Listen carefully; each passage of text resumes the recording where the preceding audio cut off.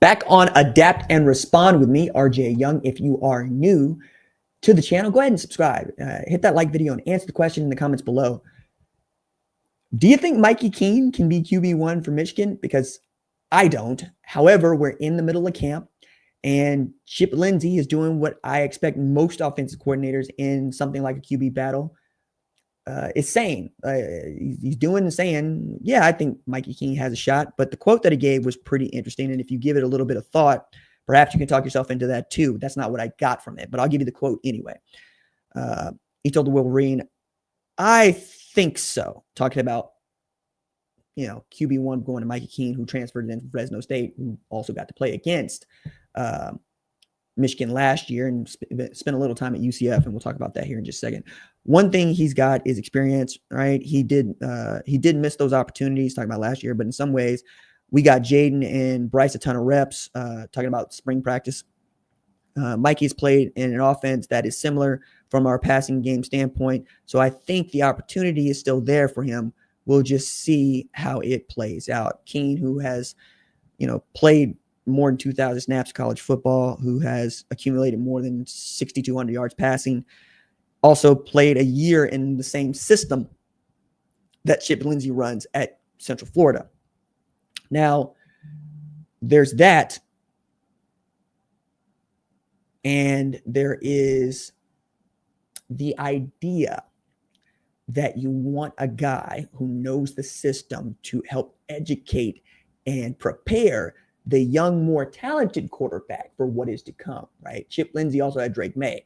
Drake May, first-round pick, great talent at UNC. Probably should have won more football games and done more given his talent with North Carolina, right? That is not a knock on him. It's a knock on North Carolina. But Chip Lindsey helped do that. He has that same skill set in a Bryce Underwood. I don't think you're going to sacrifice what you can get out of Bryce Underwood, even in a true freshman season, to get Mikey Keene and his experience out there, okay?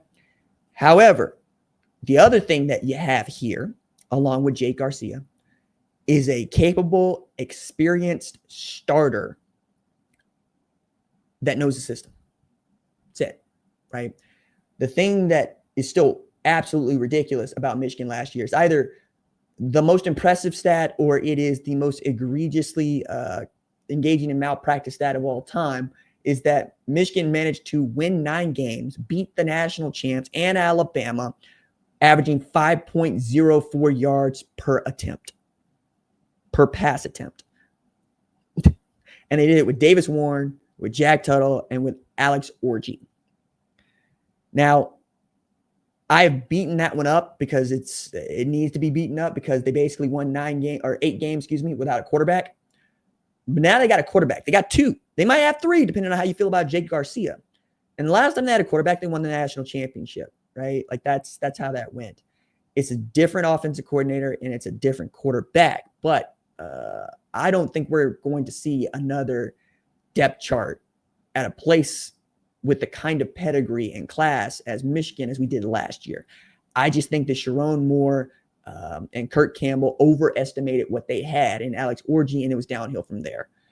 I don't think that's the case with a guy like Bryce Underwood, and I think that's why they sold out to get him, even calling in Larry Ellison to kind of sweeten the pot so that the NIL deal stood up to the kind of guy that was already committed to play at LSU and was the best player at his position also inside the state, period. This was a tremendous win for him. This is a tremendous win for Michigan, and I don't think they're willing to risk a year of him sitting down somewhere so they can get Mikey Keene some opportunities to play and give him some snaps. On the other side of the ball, I think it's as simple as how good Derek Moore can be and when they get Rod Moore back. Ernest Hausman is going to be great. That linebacking core is going to be good. It would not shock me at all to find out that Ernest is a captain at Michigan. He's played that way, and I think he has shown himself to be that kind of a veteran.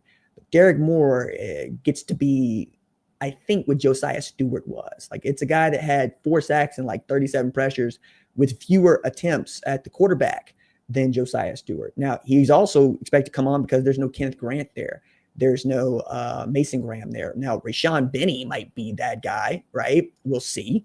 And if you get Rod Moore back, especially given what he had meant to their secondary when he's healthy, Wink Martindale is right back to where he was last year and the year before, where his defense is really doing the job. Excuse me, the year before. That was Mike McDonald. My bad. Wink Martindale's back to doing the job, right? Like I think they've got everything they need. So when my 136 comes out here in a couple weeks' time, you'll get to see where Michigan is ranked, and I'll tell you a lot of why I put them there and why I still am going to give them the benefit of the doubt. A lot of it also has to do with what I've been talking about throughout the show here, right? If you're watching the segment, there is the full show that you can watch, and I encourage you to do so. It's much more clean. It's easier to follow, so forth, so on. But the thing that they're able to do is lean into their identity. And their identity is built on Jim Harbaugh, who built his identity on Bo Schembechler, which is to run the football. That's what they want to do. Lloyd Carr did this too. They want to run the ball. They don't care to have a 3,000-yard passer. They care to be able to take advantage of throwing the ball downfield. I continue to point out to people, J.J. McCarthy threw for just 2,900 yards across 15 games in that national championship year. That means most of what they were doing was damage that needed to be done, where they knew they had a look that they could exploit.